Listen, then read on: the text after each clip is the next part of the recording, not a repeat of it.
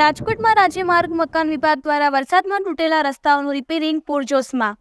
આશરે 35 જેટલા રસ્તાઓ પર યુદ્ધના ધોરણે સમારકામ શરૂ કરાયું. રાજકોટ તારીખ 1 સપ્ટેમ્બર. રાજકોટ જિલ્લામાં ભારે વરસાદના કારણે માર્ગ મકાન વિભાગ સ્ટેટ હસ્તકના 11 રોડ પર પાણી ભરાઈ જવાના કારણે તેમજ ઓવરટોપિંગના કારણે ભારે નુકસાન પામ્યા હતા, જેના પરિણામે વાહન વ્યવહાર પણ ખોરવાઈ ગયો હતો. જેમાં ઉપલેટા તાલુકાના 5 રોડ, જેતપુર તાલુકાના 3 રોડ, રાજકોટ, કોટડા, સાંગાણી તેમજ પડધરી તાલુકાના એક મળીને 11 રોડ બંધ થયા હતા. જોકે મુખ્યમંત્રી શ્રી ભૂપેન્દ્રભાઈ પટેલની સૂચનાથી રાજ્ય માર્ગ અને મકાન વિભાગની ટીમે તાબડતોબ રસ્તા રિપેરિંગની કામગીરી શરૂ કરી દીધી છે.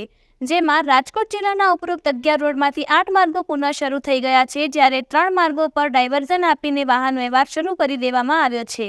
આમ રાજકોટ જિલ્લામાં વરસાદની સ્થિતિ હળવી થયાના ગણતરી